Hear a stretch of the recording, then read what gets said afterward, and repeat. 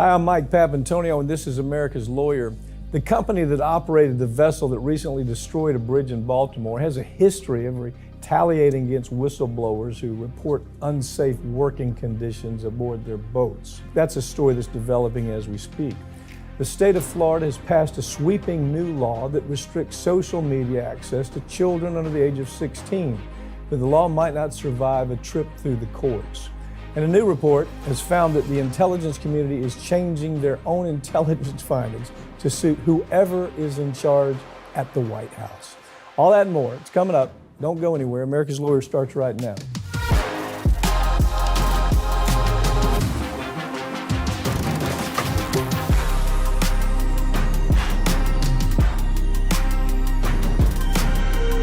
New reports have revealed that the company that operated the vessel that struck the Francis Scott Key Bridge in Baltimore, well, they have a history of punishing whistleblowers who point out safety violations by the company. And this investigation continues. We're probably going to hear more and more stories about the company's gross misconduct.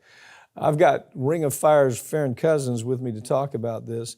So, Farron, what struck me about the story, I get that there should be no, we represent whistleblowers. I mean, I understand that very, very well.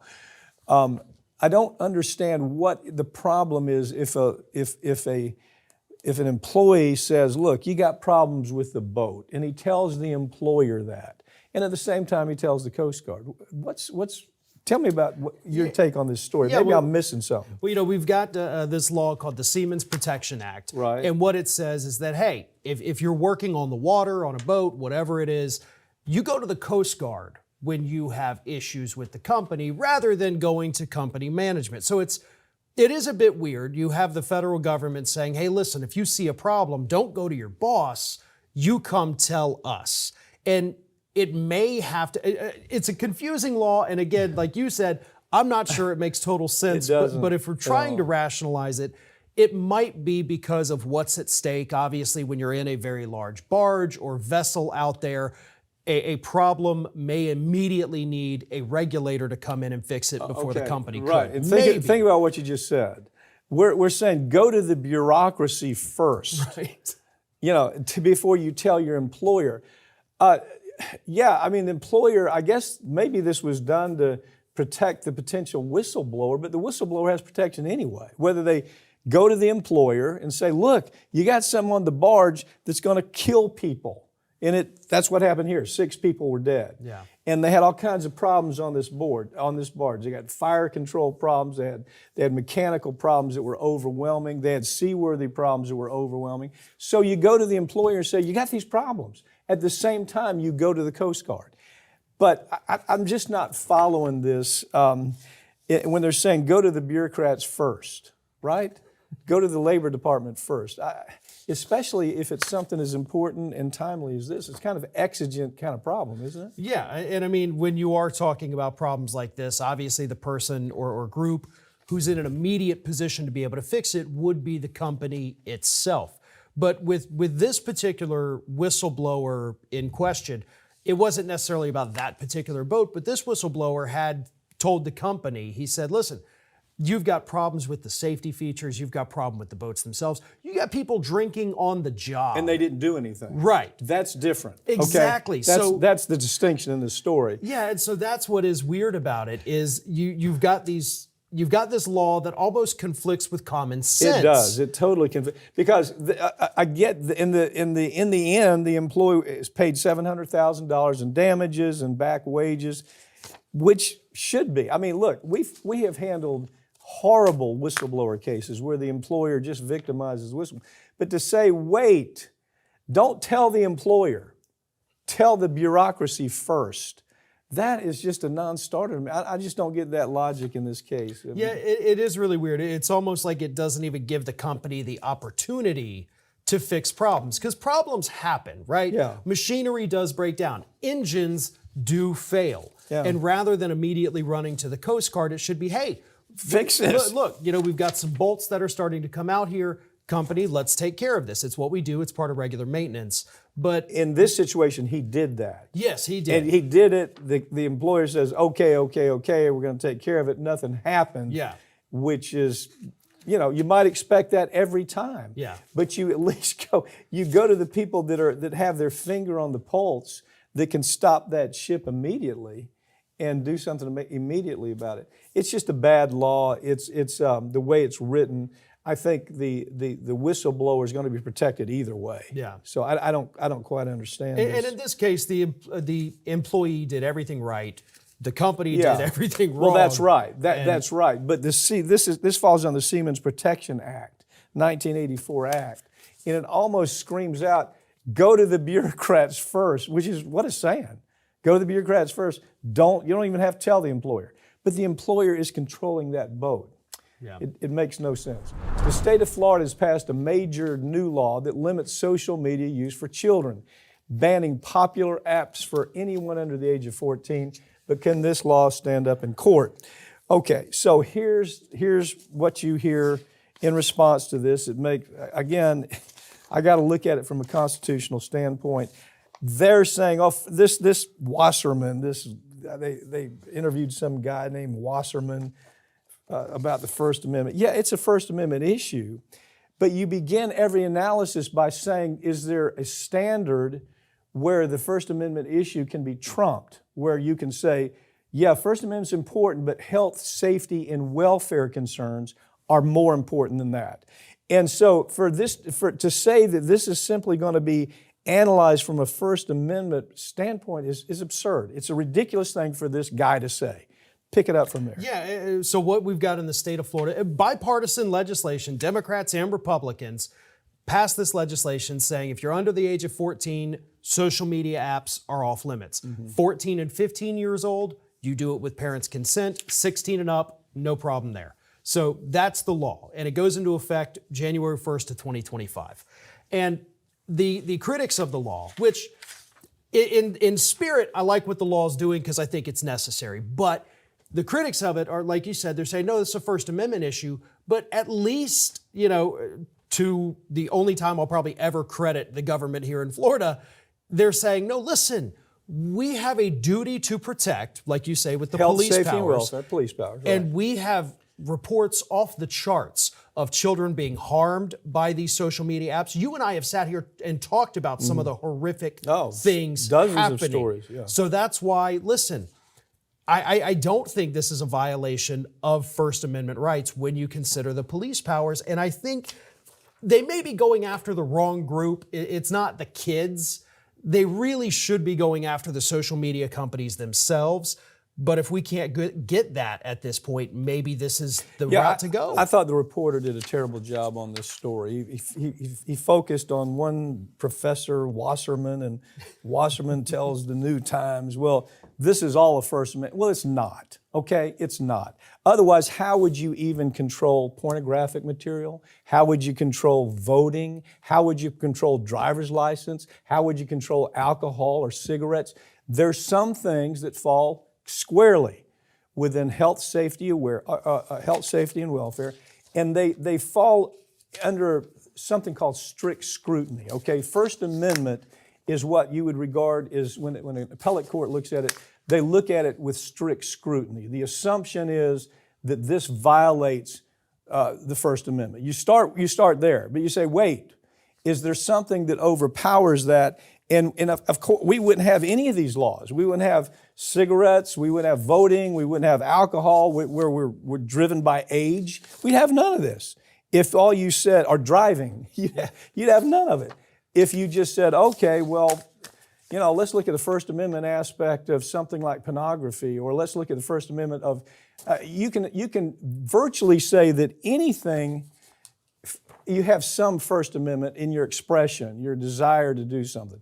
But it's just a wrong analysis. I don't know. I think that this was defeated in Arkansas, wasn't it? Yeah, and Utah's got one that's currently going through the courts. But again, they're staying to the strict First Amendment yes or no questions. They're not trying to make the good argument, which is we have seen the data. We have victims that we could call to come and testify here if you want us to. We have to keep these children safe. And again, the better way to keep them safe is to crack down on the perpetrators and on the social media networks themselves. They're the ones allowing this to happen. But they have all the power, and we're not going to hold them accountable. What bothers me is every knucklehead who thinks that there's a constitutional protection to anything, always begins First Amendment, that, and it's just not true. Right. That there's always a balancing act between what we call a strict scrutiny issue. Might be gender, might be First Amendment, free speech. So so all of these, a race, those are, when a court gets that, they said, okay, we have to look at this with a presumption that this is going to be a problem from a constitutional. But this Wasserman, it was like a 10th grade analysis. And this article doesn't even look at the other side and really explore the other side. It is interesting you bring that up, because I think a lot of people think the First Amendment is absolute, steadfast, all the time, just total. When I was doing pre-law, I had to take a course for a whole semester, First Amendment freedoms. And the entire course, every 3 days a week, was only about all of the exceptions to the First Amendment. And that was just one course on that. So so they always, if you notice these articles, they always call some professor who hasn't really practiced law at all. They teach, some law school, willing to say, well, what about First Amendment? It's just like that knee-jerk reaction. Yeah. This is a case that I don't know, man. I think it's the analysis is a tough call. A new report's found that intelligence communities regularly distort their own findings to fit into the political policies of the administration in power. And they're doing it for both Democrats and Republicans, and they've been doing it for generations, haven't they? Yes, they have. Pick up this story. So what the folks at The Intercept found via this new RAND study that came out was that it doesn't matter who was in the White House, and it actually, what they said is it kind of turns the tables on the whole deep state theory, which is the intelligence community is not necessarily the deep state, it is the person in the White House. Because specifically they looked at both the Trump years and the Obama years, and they found that what the intelligence community actually had, the real intelligence, ran counter to what the administration's narrative of the day was. With Obama, they found all this horrible stuff about Russia, but he was trying to make peace with Moscow, open up relations. So they went to him and said, okay, it's not that bad. Things are actually pretty good. They left all the real intelligence of the horrible things Putin was doing behind and just told him, hey, they love your policies. You're doing wonderful. Good job, Mr. President. And then when they needed it, when Hillary Clinton lost the election, and they had to say, well, God, that's because of the Russians, they turned all that. But that was driven by the White House is the point. Yeah, and with Trump, it was with the Khashoggi murder. Exactly. He wanted to normalize relations with Saudi Arabia. They had all this intelligence that they murdered Khashoggi. Murdered him, dismembered him while the prince was sitting there watching it on television. Yeah. And so the agency comes out and says, well, we can't be sure. We don't know. The we don't know is always the safe haven, isn't it? We don't know. But we do know this. We know that soulless, shameless psycho Cheney manipulated the intelligence organizations to verify that, yes, we need to go bomb the hell out of Iraq, that had nothing to do with 9/11. They manipulated they manipulated all the agencies. And those agencies came to Cheney and Bush at that point and said, well, what is it you want? Well, we want weapons of mass destruction. It was an absolute lie. The agency knew it was a lie. I mean, the articles that are coming out, books that are coming out now say, yeah, we knew it was a lie. We knew when we showed up at the UN and talked about these tubes that it was all bullshit. Tubes. We knew that. But that is manipulation. That's the kind of manipulation we're talking about. Yeah. And Cheney was able to kill 1 million people. This soulless freak of a person was able to kill 1 million people by manipulating these gutless wonders at the CIA and the NSA and the FBI. That's the headline to this story, I think. Yeah, and I think it created a bit of a culture change within those agencies. Rather than Cheney having to direct them, make your intelligence fit around this, they learned. And the generation that came up after them that did serve in Obama and Trump administrations, they knew, okay, rather than us having to be told to cook the intelligence, let's cook it first. Is he still alive, by the way? Is he still? The last time they he gave him a is. pig heart or some kind of mechanical heart. He's like Darth Vader, you know? Is he still alive? He is. My God, what does it take for this guy just to move on? The ugliest story in American history was the product of the very concept in the story. Yep. That is the White House manipulating intelligence in a million people, a million deaths, because this shameless psychopath freak, Cheney, took advantage of that and said, yeah, we need to invade Iraq, even though he knew it was an absolute lie. Yep. A popular heart pump used on cardiovascular patients has now been linked to dozens of deaths and possibly hundreds of injuries, but the FDA refuses to pull the device from the market. No surprise to me. I mean, you know, how many times have we said, yeah, you got an organization that doesn't work. The FDA is dysfunctional. Now, lay the case out. Lay this out, and let's talk about this a little bit. Yeah, this is involving the Impella heart pump, which is a small little device that they implant into the heart of heart patients undergoing surgery. It's a temporary implant. It does not stay in permanently. And what the FDA has found over and over and over again is that this thing is tearing the walls of the heart. And when that happens, I think it's 80 to 90% fatality Okay, rate. you will die. Yeah. There's no question, you will die. And is there an alternative? Yes, there's something called a balloon pump. They don't need this thing that they put in the heart. It ends up, as you can imagine, it tears into the artery. Yeah. Once it tears in the artery, you cannot stop the bleeding there on the operating table. They have minutes to act before it's death. Okay, you're going to think I'm making this up right now, but you read the story. Yes. Viewers are going to think I'm making this up, but it's right here in the story. The FDA said, oh, we have the solution. Let's put somewhere in the warnings that this might happen. This is a warning to the doctor. It's not a warning to the patient. The warnings are this big, okay? So the patient's supposed to say, well, let me see all the warnings. No patient does that, especially when they're under anesthesia and they decide we're going to use this thing. This is the mentality of the FDA. They are so owned and operated by the pharmaceutical industry that it's beyond belief. And so medical device industry, same thing. And they're all looking for another job, Farron. They all want to say, oh, yeah, well, let's give these people a pass. Let's let them keep using this thing that's killed, 46 people? Yeah. 46 people have died. Other people have barely gotten away with their lives. And they say, well, we're going to keep it out there because these, what we call key opinion leaders from Harvard or Yale and Princeton are out there on the speech circuit saying, well, this isn't so bad. And all you have to do is ask yourself this.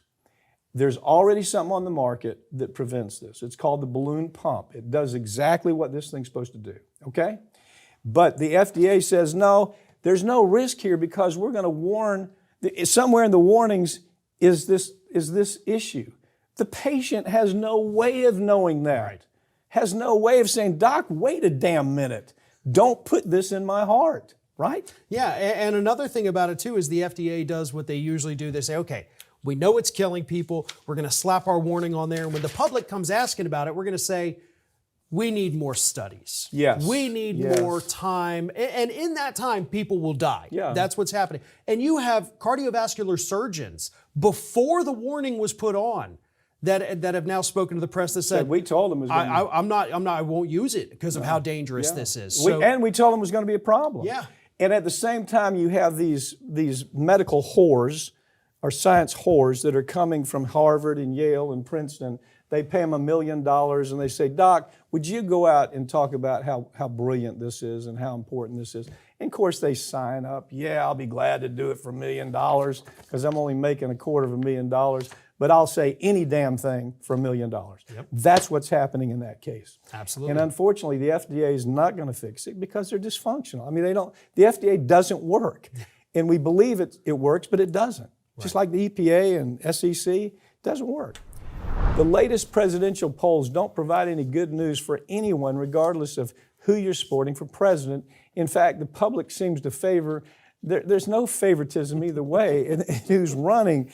You know, they're not crazy about Biden. They're not crazy about Trump. But they add one more factor, and that's third party, right? Add that into this. Yeah, once you, when you look at the two-way races right now, I think recently Biden's pulled ahead by a couple points in the overall aggregate. But then you throw in the X factors where you have Robert F. Kennedy Jr., Cornel West, possibly even Jill Stein. Suddenly, you got a very real competition taking place here where the public says, oh, good, I don't have to pick one of the men that's knocking on the door of 80 years old. Yeah. I can go to somebody else. And it does, right now, the way the polls are looking, it definitely takes a bigger bite out of Biden's crowd than it does with Trump's crowd. I don't have to go to somebody who's certifiably crazy or certifiably on death's bed. I now have an option, even though the point is this, it's a 1 point difference in favor of Trump. When whoever you put in there, when you put Kennedy, isn't it 2 points? And if it's just Kennedy, it's 2 points. So the point being to all that is that the polls are hard to understand right now. You said, well, Biden's ahead. Well, not in the key states. The key states, he's having a real problem. And swing states is where this is going to matter, don't you think? Tell me if I'm wrong about that. Oh, absolutely. I mean, what I'm talking about is just the overall aggregate polling. There was more that came out this morning where he has 2 to 3 points, again, nationally. But you start breaking it down to the swing states, and suddenly you've got Biden may pull ahead. Like recently, he pulled ahead in Pennsylvania by I think 10 points. But another problem we have right now is they're calling a lot of states swing states that are not swing states. They're calling Georgia a swing state. That was a fluke. It is a red state. Florida's a swing state. No, it's not. Come spend some time down here. You're going to realize quickly. Well, they got 1 million more Republican people signed up in Florida. Forget Florida. So you've got some weirdness happening there. But, we spent a lot of time ahead of the 2020 election and 2016 election talking about these polls almost on a weekly basis. But I think this year we're dealing with so much uncertainty that I don't know how much stock I put into any of these. Things could be much worse for Biden than they look. They could be much worse for Trump than they look.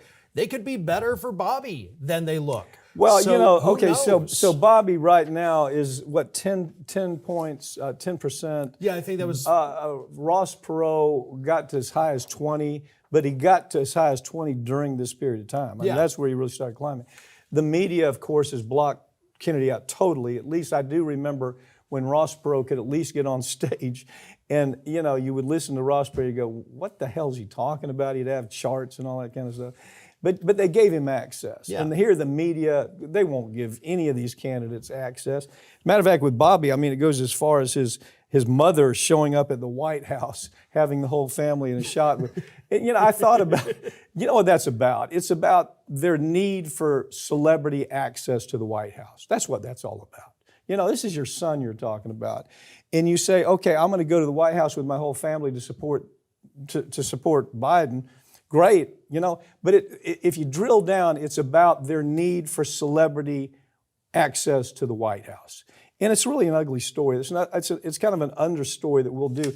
At this point, the numbers for Bobby, they're not high enough to do anything but potentially change the election. They can do that. And I think Bobby's numbers will continue growing. I think he'll reach Ross Perot's numbers, but I don't. And it presents a problem, I think, more for Biden than it does for Trump. There is a big opportunity for Bobby coming up here. We've got Donald Trump's first criminal trial starting soon. And if he gets that conviction, which it's New York, so I think that's pretty much, it's going to happen. But when you look at all the polls, they show that these moderate Republicans say, listen, a conviction on anything and I'm out. And I think at that point, that's when you see people who say, well, listen, I'm a Republican. I can't stomach Biden, but there's another guy. Or maybe, well, I don't think they would go to Cornel West or Jill Stein. They're not going but to. That, I think, is Bobby's opportunity here. Could be. I mean, you don't know. This is such a weird setting for an election. I mean, again, you got crazy guy, you got guy that, if he makes it to the election, great.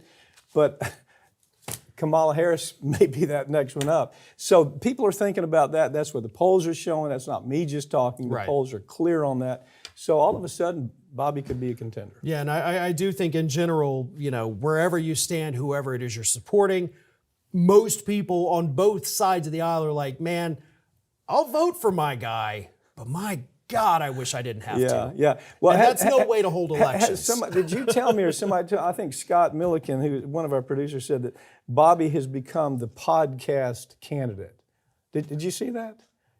Yeah, where he is the candidate that, I mean, I think Shank Uger's now out for him. Most of the podcasts are heavily going that way.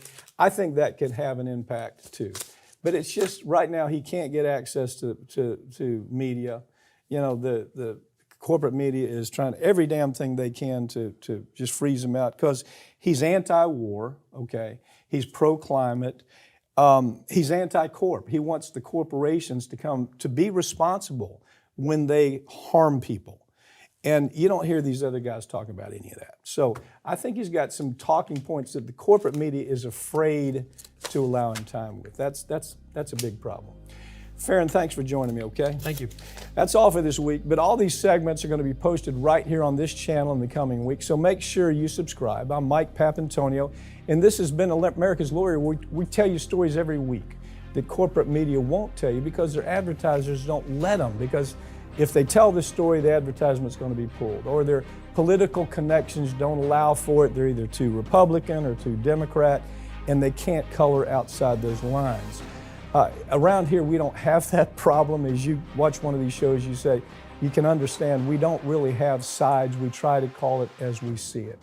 Hopefully, we'll see you next time.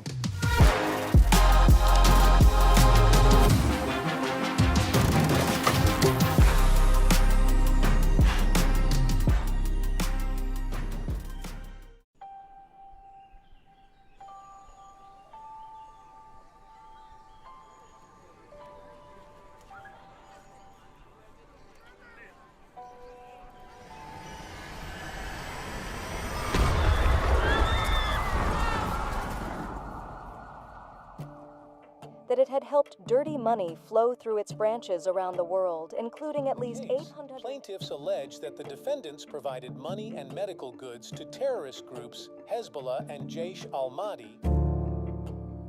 This is a well-organized business for these individuals that carry out these attacks. Terrorism is a business, and they run it like a business. They knew about what was going on for a decade. They absolutely, no question about it, knew that HSBC was washing money. They had every reason to understand it was for terrorism and it was for drug cartels. Took no action whatsoever. These banks are involved. Their accounts are connected, and they're using them to mask the transactions. The more complicated they can make the transactions, the more distance they can put between the bad guys and a seemingly legitimate purpose of these funds. They pay $1.9 billion, which is a drop in the bucket compared to what they've made, and nobody goes to prison. These CEOs, these bankers that made this decision, they're safe at home. They know what they've done. It's resulted in the death of Americans, contractors and soldiers, not just hundreds, but thousands. And we look the other way because they don't look like criminals. The die is cast. The people that are responsible are on Wall Street. And they don't look like criminals. It's almost a suspension of disbelief. Sometimes I'll have people call me and say, is this real? Do they really get away with this? Yeah, they do.